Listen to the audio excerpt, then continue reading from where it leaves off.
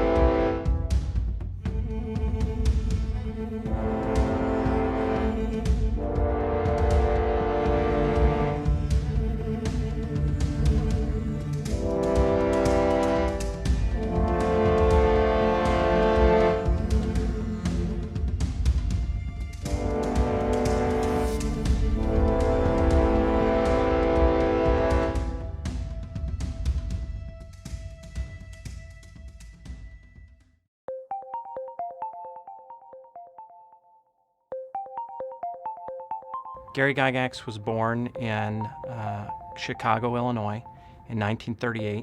He was born to a father who's a Swiss immigrant from the city of Bern in Switzerland. His dad was a crippled man. He had a built-up shoe. He had broken his hip when he was 12, ice skating in Switzerland, and then they moved here. Because Ernest was somewhere between 58 and 62 and had a 4-inch discrepancy with one of his feet, where he had a buildup in his shoe. And his mother was a local Wisconsin girl, a Burdick, and her name was Almina Burdick. Most of the adults, however, called her Posey. The reason that he is an Ernest Gary Gygax Jr. is that his mother was a tremendous fan of Gary Cooper, and this was her second marriage. He was very close to his mother. He recounts playing word games with her at the table. And in fact, he was really called Gary because his father was called Ernie. Okay, and I was Ernie, and my grandfather was dead before I was born. Okay, because he was an old man with a much younger woman. I don't know, he was an old man. He was 55 years old when he got married. And she already had 2 children, a son and a daughter. And she thought at 38 years old that sort of thing was over. But Gary was the whole reason he got married. He wanted to have a son and an heir, and he did. and all of a sudden she found out she was pregnant became Ernest Gary Gygax Jr. Gary was his world, and he always called him my little man. And he spoiled him rotten. And his father would always put him to bed with bedtime stories about Baba Yaga, the witch, the Russian witch, and stories about old men with magic cloaks and all sorts of tales that are sort of a mixture of Brothers Grimm and medieval fairy tales. So Gary had no respect. He never respected his parents. So Gary's living in Chicago with his family, and they spend their summers in Lake Geneva. Gary and I met when he was coming up for the summers and to his mother's parents' place, because he was living in Chicago. That's where he was born. He grew up in Chicago and, right next to Wrigley Field. And they came up to his parents' beautiful home in Lake Geneva for the summers.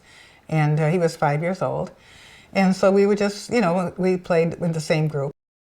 Well, you tend to find out what Lake Geneva is like the minute you move out of it, because it's more like a fantasy land, and you realize that the whole world isn't fantasy land by stepping out of it. He used to come over and get me on Saturday morning. His mother said that he would sit watching the clock, swinging his legs till it was 10 o'clock. It was very cosmopolitan. They called it Little Chicago for good reason. It was this destination point. And it had a lot more charm back then because of the older buildings. My grandmother never really liked him because she caught me walking picket fences and things like that, to show off, and climbing in coal piles and getting my socks all dirty and everything. And she didn't appreciate him. During the winter, we'd run across the lake when it was frozen. And, there were some shallows there that didn't freeze too well. Well, we had a bond. I don't know, it was never anything like ducking behind a house and kissing or anything. There was none of that. We were experiencing everything, and we never turned back a chance to do so. He came to my kitten's funeral when I had a funeral when my kitten died, and I guess that meant a lot to me. He was really sweet at times like that, So one summer when Gary's visiting Lake Geneva, he meets Don Kay for the first time. And it's the beginning of their long relationship. It molded our adventuresome and never foreshortened our curiosity about things. Because we're always wandering around the lake or out of town or meeting people. So Gary does not become year-round buddies with Don Kay until he's involved in a gang fight in Chicago. And Posey is extremely worried about her son and fears for his safety, and Ernest is concerned as well. Gary is his only child, and both of them decide that they need to move to the more bucolic countryside at Lake Geneva. So we moved to Texas and back twice, and we moved to Arkansas, and that's when Gary and I stopped. I was 9 years old when we moved to Arkansas. So in 1946, the whole family moves there. And then Gary reunites with Don Kay to begin a lifelong friendship with him. So then I didn't see him again till I was 12, and we never, we just said hi when we passed on the street. That was it. So Don always tried to get Gary to apply himself, and he always said that Don was his compass or his leveling mechanism, and that Don would keep him on the straight and narrow. And I'm sure that Posey and Ernest were quite happy to have Don around because he was a responsible young man. My mother, of all the things, probably had a 5% higher grade point average or so than my father. He starts building these friends. He has Don Kay now, who's a very close friend. And Gary says that Don was a very good student, and he said, unlike myself. In sophomore year speech class, there was Gary laying there with his head on his desk through the whole thing, doing nothing, just being a jerk. I just wanted to go thunk him on the head, because I knew how smart he was. But that's not to say that Gary didn't surround himself with a group of raconteurs and adventurers and young men who were in a small, sleepy little town with lots of places to investigate and explore on their own.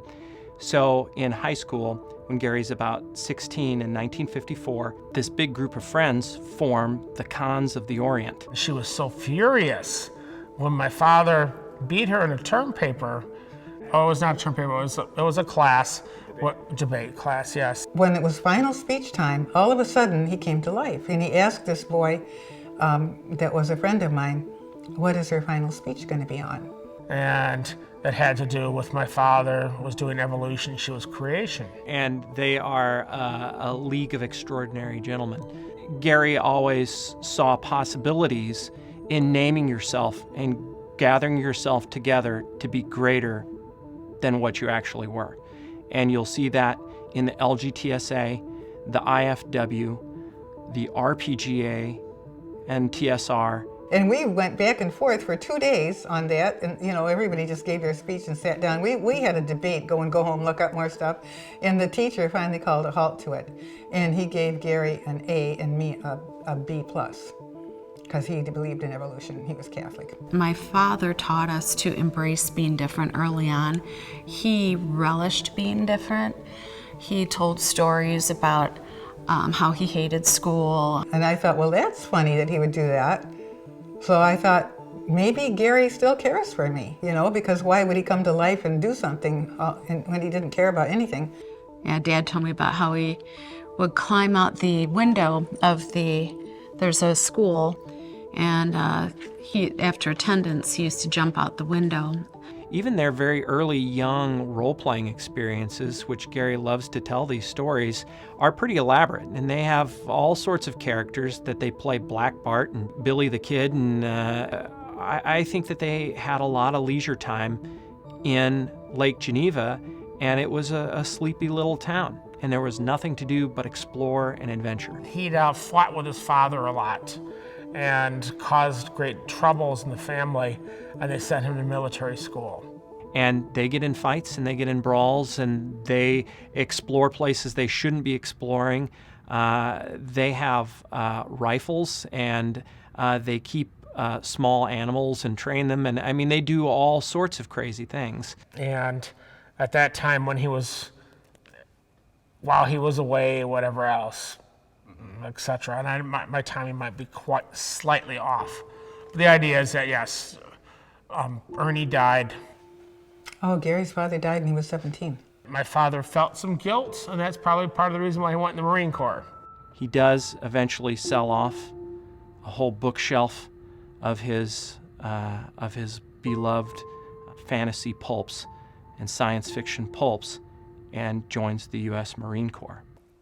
And that didn't last real long. Gary actually joined the Marines and went in after his father died, and that would be very out of character for him, but he was punishing himself.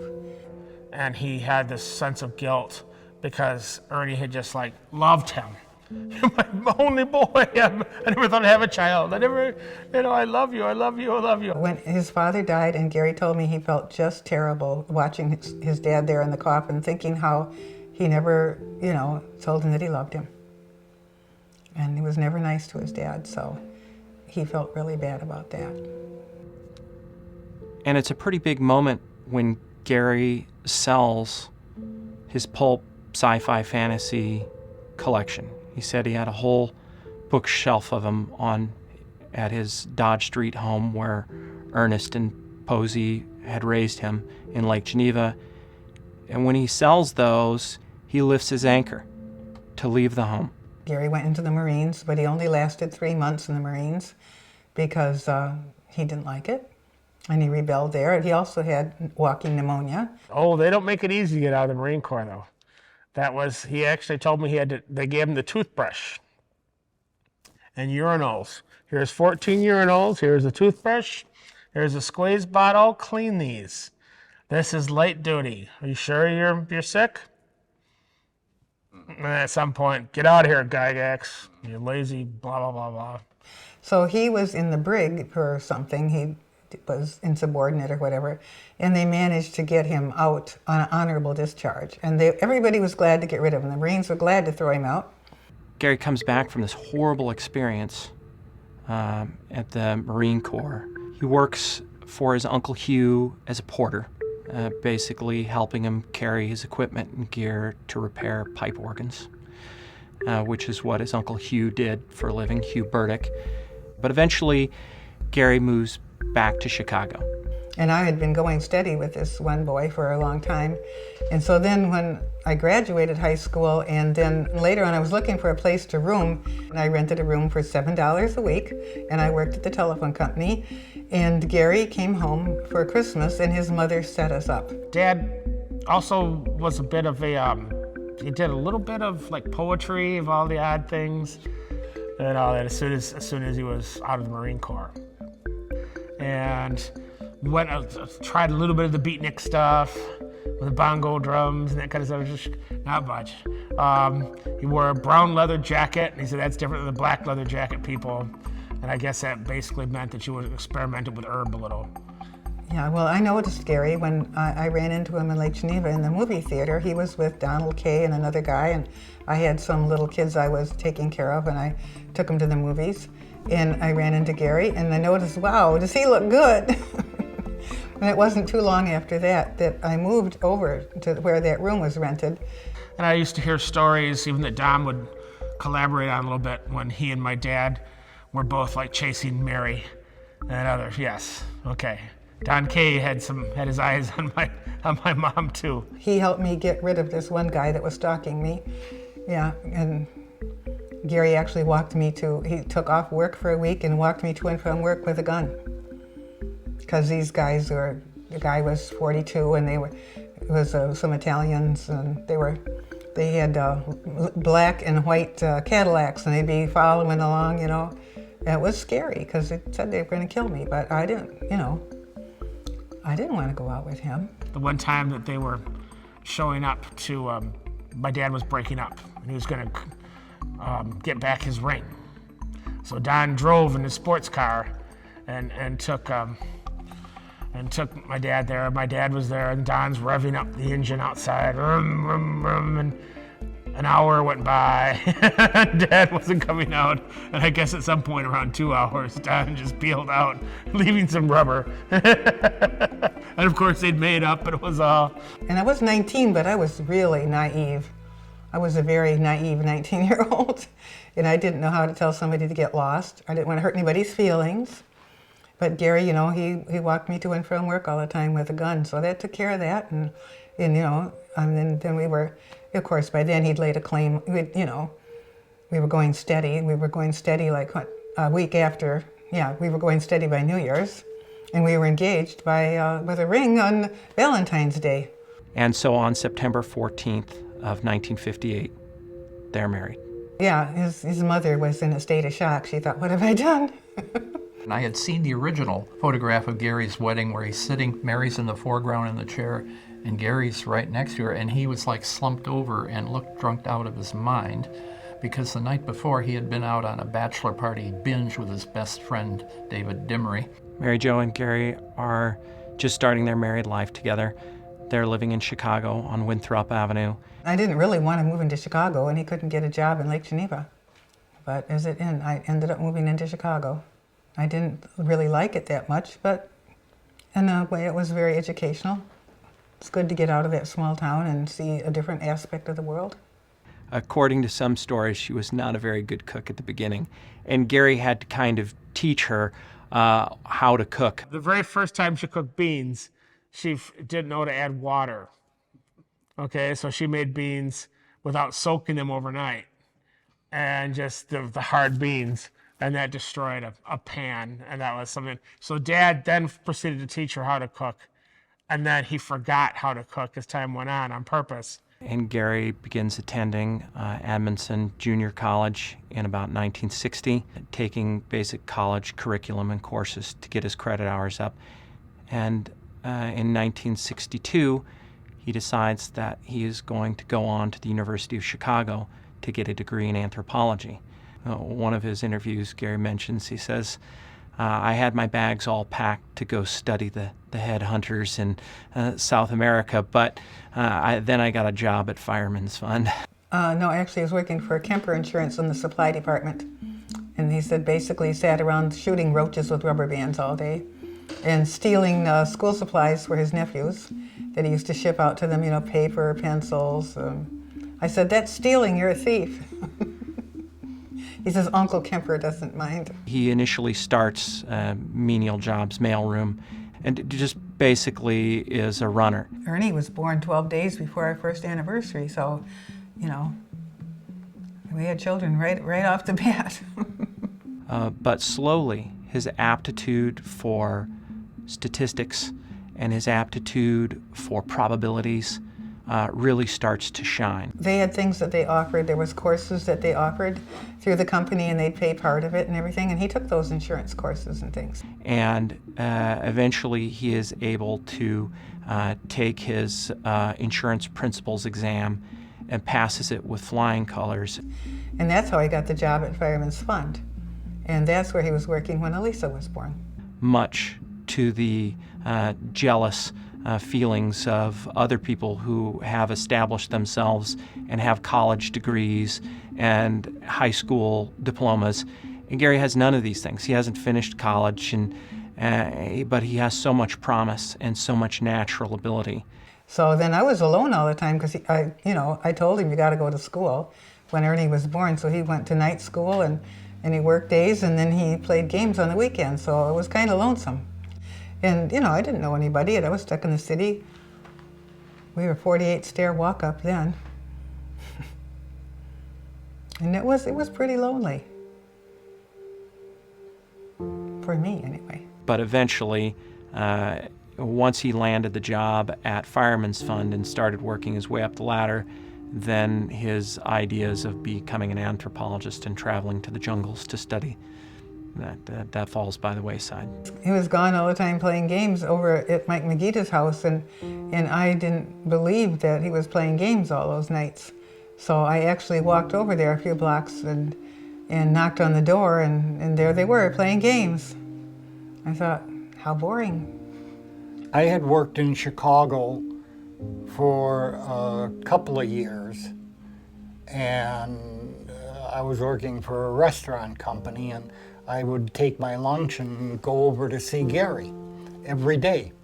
And we'd have lunch together and be exchanging ideas. I didn't like it when he stayed overnight in Chicago at Mike's house because Mike had changed. He used to be a real nice young guy, but he got into abusing pills when he was in college in Roosevelt, and he always had handfuls of pills. And well, actually, I would find them in Gary's pocket when he came home, and I would dump them down the toilet, and we'd get into a fight over it. That was when Lisa was a baby, or I was pregnant with Elisa in Chicago.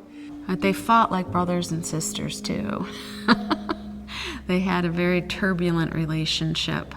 And sometimes, they say familiarity breeds contempt. Yeah, they take pills to stay awake, when they go to college and things like that. And he was doing that too, speed-type pills. And it was kind of popular in those days, in the 60s. But I didn't go for it. And there was some things that happened that I'm not going to say on here that Gary did with some people at our house that I really got up in arms and threw them out. That it had to do with drugs. I wasn't having that around my children. I have to think that somewhere in the back of Gary's mind, he's thinking about his move from the city of Chicago to Lake Geneva and how good that was for him as a young boy to go into that bucolic setting with all of those friends in the small town environment and a place to adventure around the big lake. Because it was scary in Chicago. I had people following me home and stuff. Very scary. I had people come to the door and try to break in at night when he was at school, somebody that knew that. Nearly caved in the door. But Gary happened to be home that night, sick. And he got a gun and went after him, but he did keep a gun. But I didn't want to fool with it. But yeah, it was scary living in Chicago. By 1962, Gary and Mary Jo now have 2 small children, Ernie and Elisa, and they decide to move to Lake Geneva. 330 Center Street was an interesting place. 330 Center Street is a little corner house. It is white with a porch on the front and a screen porch on the side. Inside, there's a small living room, a kitchen, a small dining room. And then off the kitchen was like a small den or study for Gary that he wrote gaming articles in and had his games and that. But I was very happy when he moved back to Lake Geneva. I was really surprised he wanted to do that. But he said it would cost him just as much for rent as it would to take the train and live in Lake Geneva. I was renting them this whole house very cheaply. I think it was only, at that point, $85 a month or somewhere around there. We moved to Lake Geneva when I was 4, and Lisa was just 2. And then he went to Chicago every day on, Chicago Northwestern. The couple immediately gets started on expanding their family, and they have another child within just 10, 12 months of actually moving in to their new home in Lake Geneva. Yeah, at that point there were 3 kids, Ernie, Elise, and one of the other girls. I'm not sure if it was Heidi or Cindy. My dad wasn't really thrilled about all the children. I know he loved us all, but it wasn't a planned. My mother planned both Ernie and I, and my father was only 21 and he was in school, and he wanted to wait. The house was very small, and it was made even smaller by the kids running around. There is a stairwell off of there that leads up to 3 very small bedrooms. The parents' bedroom for Mary Jo and Gary, and then a bedroom for Ernie and a bedroom for Elisa. And eventually, Elisa and all of the girls, Heidi and Cindy, would all be in one room together, and Ernie and Luke would be in their room together. So she had planned on having 2 children. She went ahead anyway. So it was kind of hard on my father, being young, trying to earn a living. And then the kids kept coming through the years. It was like walking into a daycare center because of all the kids being within 2 or 3 years of each other. I'm thinking, oh my God, she's got her hands full. It was crowded, that's for sure. And Gary in his little side room, he didn't seem to take a part in the daily goings-on with the kids as far as the disciplining. It's like Mary did all the housewife work, as it were. And my mom used to go to Montgomery Wards and all these different places, and she would show Dad, look at this. I got all these clothes for the kids. Look at all this. I saved $675. Dad would go, but you cost me $2,250. But all Mom could see was the savings. It was a big family in a small space. No matter how small the house is on 330 Center Street, Gary always manages to bring in scores of friends. Dad always had a lot of friends, even when he worked in Chicago. They play games in his basement. You can't imagine how many people have trod those steps, those well-worn treads down to his basement. I think it was, very inconvenient for my mother because it would be dinner time. And There was a time that he would come home from work. we'd come home on the Chicago Northwestern and he'd get off like at 6:30, and we'd all sit around and have family dinner. And Get the mail, read it at the table while we ate dinner, and not even talk to us. they would communicate their plays via mail at that time. Then get up without a word and go in there and start typing his answers or playing on his board, making his play and typing it, And that I didn't think was good at all. So that used to make my mother rather unhappy. Well, he would come, sometimes he wouldn't come home at all. He would stay into Lake Geneva or to Chicago with a friend of his. He sometimes couldn't come home from work. He'd sometimes have to spend the night there when a major case or some sort of insurance underwriting would happen. And she, of course, thought the worst. Luke was little, and he used to have a problem spilling his milk. And Luke, he was sitting there, and all of a sudden, Gary just was not in a good mood or something. He just dumped Luke's milk over and said, "Here, I took care of that for you." But as far as being a good father, he would come to school, like if we had history, history class, and it was Parents' Day, and to contribute, and that was his favorite subject. So he came to the school several times and gave a speech on his different times in history. He could be like that. He could be a real jerk sometimes. They were very welcoming and very jovial and energetic family. All of the kids were playing violins at the time. And Gary would read to his kids The Hobbit by chapter before they went to bed. He did, as everybody knows, read us bedtime stories and make up bedtime stories and Tuck us into bed every night and kiss us, so I guess we knew we were loved. He didn't ignore us, So there was a lot of love, okay? It's a mixed, nothing's ever one side or the other. They were too young to have a family, yeah. But I'm not so sure that's not a common occurrence with most young fathers with a family, that they needed a way to escape the drudgery of everyday domestic life. The basement was where they had their Wargamers Club, and it's even written on the door as you go down the side entrance into the place. This is where Gary had his sand table up. This was a 6-foot by 10-foot table with several inches deep of sand all across the top. And this sand would be wetted down so that it could be pushed into various terrain, hills and rivers and roads and valleys and rough fields, whatever he needed for whatever scenario. He always enjoyed playing these games that I didn't understand, and I had cats, and a lot of times my cats' lives would be threatened because they'd hop up on the table and they would be playing this game for a long time, and then the cats would mess it all up. There was a couple of the gamers that were just arrogant jerks, but most of them were nice. Any of the visitors that came over to see Gary were always well treated by Mary and stuff. There was just a wonderful atmosphere that they extended to Gary's gaming stranger groups. Not going to name any names. They knew how I felt about him. There was no doubt about it. I made them feel less than welcome, and much to Gary's unhappiness. He would get mad at me, but they take our whole weekend away from our family. I didn't really like any of them coming home and taking the whole weekend away. But that was at the house, and that was my first introduction. It was at the same time to Bill Hoyer and his family then.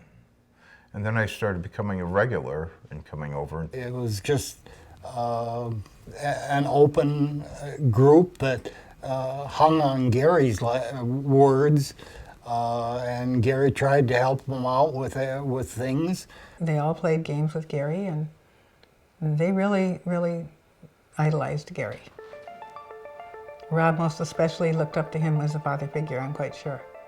Rob was 13, I was 9 when he was introduced to the family. Blonde hair, fairly pale. We threw a fair amount of frisbee. He would help me do like some lawn chores and everything around the house. If he was going to hang around, he had to help in chores. And that was something that the folks always believed, that all of us had to do chores and stuff. I know that he was a really nice, polite boy. And then we met his brother Terry. I met Mr. Gygax during 1969 when I was in a foster home in East Troy, Wisconsin. Well, Terry ended up in a foster home, according to my mother, as being an uncontrollable 16-year-old. I was introduced to Mr. Gygax and Mr. Gygax's family at 330 Center Street when my brother had taken me there to introduce me to war games, more specifically historical miniature war games. My mother suffered a nervous breakdown. I became a ward of the state, and I was placed in a foster home in Lake Geneva. So I was in one for like a year and a half. And Rob was just like another one of our kids almost, And he would eat dinner with us sometimes and things. But he never minded having Rob around. But yes, Terry was always, he was always welcome at our place too. Rob Kuntz pretty much lived at our house. He was a neighbor, and I think he was several years older than my brother Ernie. And they were some of the ones that I didn't mind at all. And most of the guys I didn't mind. It's just when they were forced on you, But sometimes Gary would have the guys down there making noise way into the night, and it would just come up that stairwell up into where the kids and all of us are trying to sleep.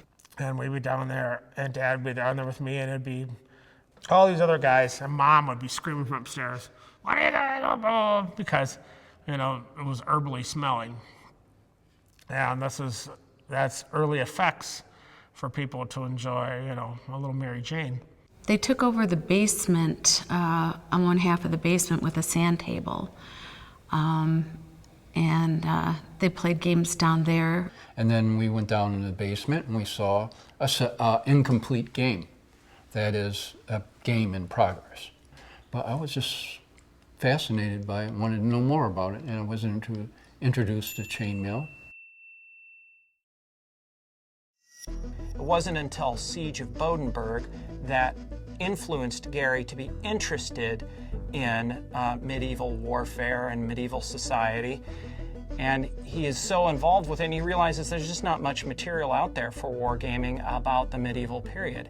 And so in the very late 1969, early 1970s, he decides to create the Castle and Crusade Society.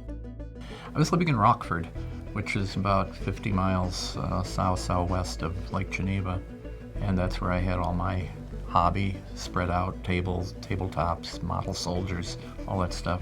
Yeah, the items that made me write my own rules. The Castle and Crusade Society is originally a club of medievalists, or people who are enthused about the history, the culture, and especially medieval warfare. And he creates this new persona of the Castle and Crusade Society, which is a society that has a king and barons and knights, and everybody has a rank depending on how much effort you put into the club. Chainmail is a set of rules I wrote for myself to play war games with these model soldiers I bought, the Elastilin collection. It starts off with only a couple members, and he sends out a couple of free mailers. And so it's just a piece of paper that Gary mailed out, knocked out on his IBM Selectric, and ran them off at the Fireman's Fund on the copier there, and sent them out to get people interested in joining the club and participating. His secretary was the one who was typing up the rules and everything, the articles that Gary had written, and it was like, oh yeah, this is great, you know, don't get her fired. First of all, Gary was not an icon. They're just showing a set of rules to a friend. Say, hey, look at these, let's see what we can do with these. He said, okay, we'll try this. Well, in reality, they didn't have any way of consistently playing a game together. So there were several different little rule sets that people were using, and people just made up rules for particular scenarios. Gary was easy. He'd try anything because he was of that mindset. He'd look at them and he'd condemn it or play it, you know, again, that sort of thing. But it was Jeff Perrin's rules that really became the core mechanic. But he was a gamer. He'd try anything, at least once. And Chainmail, he liked that. Once he had the core Chainmail rules from Perrin, then he could get all of the society members to come over and play. And so you have all these players taking on roles much like they do in diplomacy. And it's just that Chainmail happened to be one of those sets of rules that the guys out there in Lake Geneva liked and fit in with their fun ideas of gaming in the Middle Ages. So with a relative handful or small number, dozens of miniature figurines, you could play Chainmail, which would be one-on-one type combat or small groups of armed bands fighting each other and that sort of thing. And of course, he's totally immersing them in the medieval experience and making it a really enjoyable club to be a part of. I think anybody that knew Gary would say that, you know, he was interested in all sorts of gaming, and, you know, was always up to play almost anything or try anything. And the game evolved through his work with the local Lake Geneva Tactical Association. So now that they have a rule set that they all use, they start having a shared campaign, and they have several battles over the course of the next year. He edited the rules as I wrote them. I wrote the first half. I covered the historical aspects, the combat charts, etc. So the configurations for the battles and the setups on the sand table, though elaborate, still are leaving them a little bored. And towards the end of that year, the players are getting a little tired of the same old scenarios. He did touch-ups here and there. He added the jousting matrix and this and that, but added the whole section on dragons and wizards and stuff like that, which I looked upon with abhorrence, saying, "What is that?" At one point, Gary decides that when a cavalry unit comes up to a bridge, he has gotten a dime store figure and has converted it to look like a great green, slimy-looking troll and places it on the bridge and says, "None shall pass." It was like totally unheard of in the hobby at the time.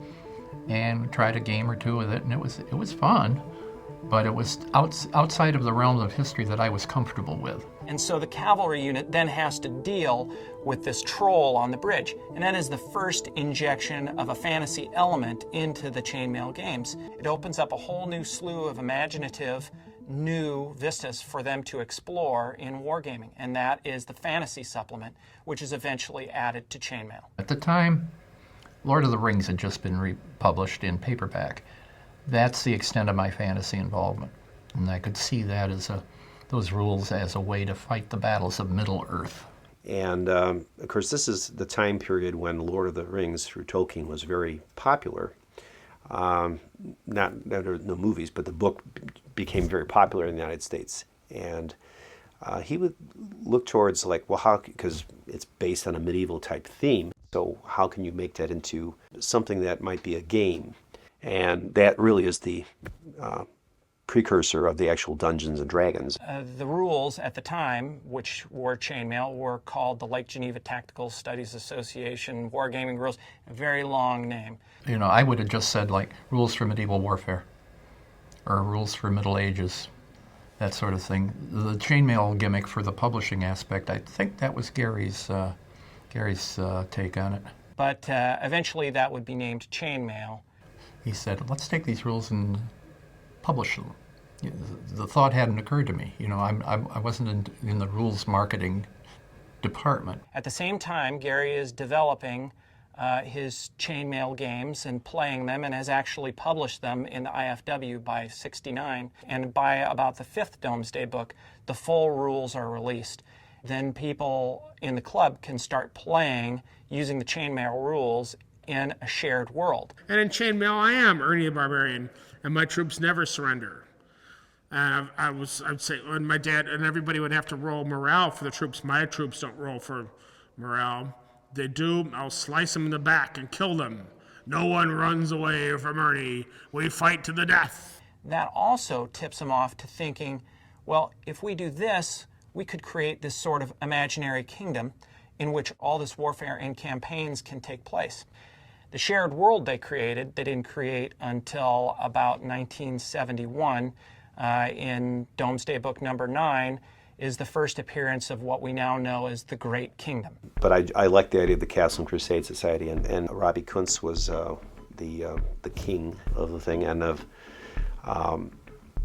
he was very active in a lot of different things in those days. We were doing the LGTSA. I became the president. He was with the newsletter for the Castle and Crusade Society. Since at that time my brother and I were living together, we actually made the Castle and Crusade newsletter and continued the membership functions. And the Great Kingdom is an imaginary kingdom for all of these peers of the realm who are basically contributing members to the society, all the way down to gentlemen. I think it was the lowest rank you could be, all the way up to the king. And of course, Gary made his king little Robbie Kuntz. When you were an LGTSA member, it wasn't just, oh, we're playing games. You know, you were helping at conventions, you were answering correspondence, you were talking on the phone, you were painting miniatures, you were reading up on rules, you were playtesting games, you were inviting people from out of state who are game designers and playtesting and doing stuff and researching. You're going down the library, you're researching things, you're ordering things for the Wisconsin State Historical Society. And it was a combination of a lot of things. the publication of the monthly magazine got to be a real burden, and trying to keep that going just was too much. And Gary couldn't handle it because of other things that he had to accomplish, and it might have even included the fact that he got prematurely fired from his insurance job.